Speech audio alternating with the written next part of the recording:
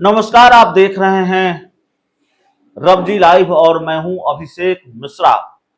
देखिए, बिहार में सनातन पर सियासत हो रही है या देश में सनातन पर सियासत हो रही है। जो गठबंधन बना है इंडिया, उसके बारे में ये कहा जा रहा है बीजेपी और उसके सहयोगी दलों की वजह से, दलों की तरफ से, कि ये सनातन को खत्म करने वाला गठबंधन है। इस गठबंधन से सनातन को खतरा है। तो आज देश के गृह मंत्री बिहार आ रहे हैं और हो सकता है जब आप ये वीडियो देख रहे हो वो बिहार आ चुके हों। तो देश के गृह मंत्री के बिहार आने से पहले सनातन को लेकर खूब क्लास लगाई है भारतीय जनता पार्टी की। जेडीयू ने, नीतीश कुमार की पार्टी ने, जेडीयू ने घेरा है भारतीय जनता पार्टी को और सनातन को लेकर किस तरीके से जेडीयू के मुख्य प्रवक्ता ने भारतीय जनता पार्टी पर हमला बोला है, जरा सुनिए। कि देश के आदरणीय गृह मंत्री अमित शाह जी, जो सहकारिता मंत्री भी हैं, आज बिहार आ रहे हैं। 2 जगह उनका निर्धारित कार्यक्रम है और ऐसे दौर में जब सनातन धर्म विमर्श का केंद्र राजनीति का बन गया, शिक्षा, रोजगार, स्वास्थ्य जैसे बुनियादी सवाल नहीं, तो स्वाभाविक है सनातन धर्म के हिसाब से भी जिनको सत्ता में काम करने का मौका मिल रहा है, तो सनातन धर्म मानने वाले इस देश में बहुसंख्यक हैं। तो हम आदरणीय सहकारिता मंत्री भारत सरकार से यह अनुरोध करते हैं कि जननायक कर्पूरी ठाकुर सनातन धर्म की परंपरा के थे। उनकी 100वीं जयंती का अभी वर्ष कार्यक्रम चल रहा है। हमारी पार्टी कार्यक्रम कर रही है जननायक कर्पूरी चर्चा। तो हमारी उम्मीद है कि सनातन धर्म मानने वाले सम्राट अशोक को भाषाई रूप से जिसने अपमानित किया, आदरणीय अमित शाह जी, आपने तो उनको पद्मश्री दे दिया। तो हमारी उम्मीद है कि आज झंझारपुर आप जा रहे हैं, जननायक कर्पूरी ठाकुर स्टेडियम में, जो माननीय मुख्यमंत्री नीतीश कुमार जी ने बनाया है, तो आज कम से कम सनातन धर्म मानने वाले के प्रति न्याय कर दीजिए कि जननायक कर्पूरी ठाकुर को भारत रत्न दीजिए। साथ ही साथ सनातन धर्म की परंपरा को मानने वाले ने भारत मां को आज़ादी दिलाने में अपनी महत्वपूर्ण भूमिका निभाई।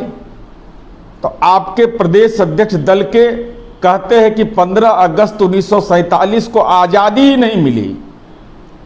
तो उन सनातन धर्म के जो शहीद मानने वाले जो शहीद हुए, उनका यह अपमान है। तो क्या 1947 में आज़ादी मिली या नहीं मिली, यह सवाल स्पष्ट करिए। तीसरा महत्वपूर्ण हमारी उम्मीद है कि जननायक कर्पूरी ठाकुर स्टेडियम में कार्यक्रम होने जा रहा है झंझारपुर में। तो पीएम यशस्वी योजना चलाया गया, शिक्षा का अधिकार कानून में बना हुआ है। पीएम यशस्वी योजना के तहत सरकारी विद्यालय में पढ़ने वाले सनातन धर्म की परंपरा के पिछड़े और अति पिछड़े समुदाय के बच्चों का कक्षा 1 से 8 तक मंदिर, जो शिक्षा का मंदिर है, वहां छात्रवृत्ति बंद कर दिया गया। तो अगर सनातन धर्म की परंपरा के आप हैं तो उम्मीद हमारी है कि आप कम से कम सनातन धर्म के जो बच्चे हैं मानने वाले, उनके माता पिता हैं, उनका कक्षा 1 से 8 तक छात्रवृत्ति बंद कर दिया। हालांकि राज्य सरकार, माननीय मुख्यमंत्री जी उनको छात्रवृत्ति दे रहे हैं, लेकिन आपने बंद किया। तो आज इस पर आप स्पष्टीकरण दीजिएगा, क्योंकि सनातन धर्म के आप बड़े अल्बमदार हैं, जानकार होने का दावा भी है। सनातन धर्म की सामाजिक सच्चाई है जाति, जो आप भी मानते हैं। नौकरी से लेकर कल्याणकारी कार्यक्रम में जाति के आधार पर केंद्र सरकार विभिन्न योजनाएं चलाती हैं। तो हमारी उम्मीद है कि केंद्र सरकार सामाजिक आर्थिक जनगणना करवाएगी, क्योंकि सनातन धर्म मानने वाले ही दलित होते हैं। आप जनगणना नहीं करवा रहे हैं, 2021 में जनगणना होना चाहिए था, तो नहीं होने से जो डॉक्टर भीमराव अंबेडकर ने संविधान बनाया, जिसके सनातन धर्म मानने वाले डॉक्टर राजेंद्र प्रसाद भी सदस्य थे, तो निश्चित रूप से सामाजिक आर्थिक जनगणना अगर आप नहीं करवाएंगे तो दलितों को जो लोकसभा में और विधानसभा में आरक्षण मिलता है वह नहीं मिलेगा। तो हमारी उम्मीद है कि आज आप घोषणा करिएगा कि देश में जनगणना का क्या होगा। अगर जनगणना नहीं होगा तो जो सनातन धर्म मानने वाले दलित हैं उनकी हकमारी क्यों होगी, इस सवाल का जवाब दीजिएगा। साथ ही साथ जो 10% आरक्षण संविधान के तहत सामान्य समुदाय को मिला, उसमें भी सनातन धर्म मानने वाले लोग हैं। पूजा पाठ एकदम मन से हम लोग करते हैं। तो कम से कम माननीय नीतीश कुमार जी ने बिहार में उनको स्कॉलरशिप दे रहे हैं, स्टूडेंट क्रेडिट कार्ड दे रहे हैं, तो आप सनातन धर्म वाला को दे दीजिए। जो 10% आर्थिक रूप से पिछड़ा है उसके पढ़ने के लिए सहायता दीजिएगा ना। शिक्षा का अधिकार कानून है, न छात्रवृत्ति देते हैं कक्षा 1 से लेकर करके ऊपर की कक्षाओं तक, न स्टूडेंट क्रेडिट कार्ड दे रहे हैं। तो कम से कम आज घोषणा कर दीजिएगा। साथ ही साथ आप रोजगार का आपने वायदा किया था, 2 करोड़ रोजगार का, छोड़िए वो तो जुमलेबाजी आपने कहा, लेकिन आज आप आ रहे हैं मधुबनी जिला का पंडौल राष्ट्रीय कपड़ा मिल वहां बंद है, भूभाग उपलब्ध है, जमीन की घेराबंदी है, सड़क है, बिजली उपलब्ध है।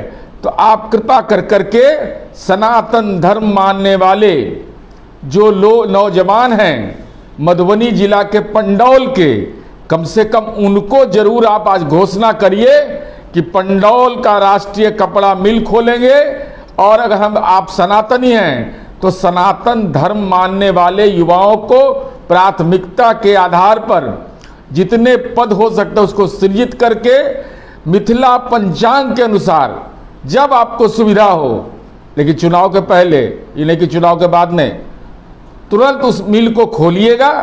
और साथ ही साथ यह भी बताइएगा कि भाई हम सनातन धर्म के लोग हैं, आपके एमपी हैं उस इलाके में मधुबनी के, आपके एमएलए बहुत तेरे हैं। तो माननीय नीतीश कुमार जी के कार्यकाल में जो रजिस्टर्ड मंदिर है धार्मिक न्यास बोर्ड से, उसमें 13 में 9 की घेराबंदी हो गई मंदिर का। तो आपके जो विधायक और सांसद हैं, जरा इसका सार्वजनिक ब्यौरा आज पेश करिएगा मधुबनी दरभंगा सबका, कि मुख्यमंत्री क्षेत्रीय विकास योजना और सांसद क्षेत्रीय विकास योजना में आपने कितने मंदिरों की घेराबंदी कराई। सनातनी है तो मंदिर के तो घेराबंदी कराइएगा, वो अधिकार है आपको देने का। और अंतिम प्रश्न मेरा यह है कि आप सनातन धर्म मानने वाले लोग हैं, दावा है, हालांकि आचरण उसके विपरीत है, बिल्कुल आचरण तो ठीक उल्टा है। तो हम जानना चाहते हैं माननीय केंद्रीय सहकारिता मंत्री जी, गुजरात में 1289 आपके कार्यकाल में मंदिर तोड़ दिए गए, सनातन धर्म का मंदिर तोड़ दिया गया, तो उस मंदिर को कहीं पर स्थापित करवाए हैं तो उसका ब्यौरा दीजिए। उत्तर प्रदेश में 688 मंदिर तोड़ा, उत्तराखंड में 42, राजस्थान में जब भाजपा की हुकूमत थी 375, सबका सूची है, जगह का नाम है मेरे पास, डेट है। असम में 17, मध्य प्रदेश में 3, दिल्ली में 2, कुल 2416 जब भाजपा दिल्ली में थी।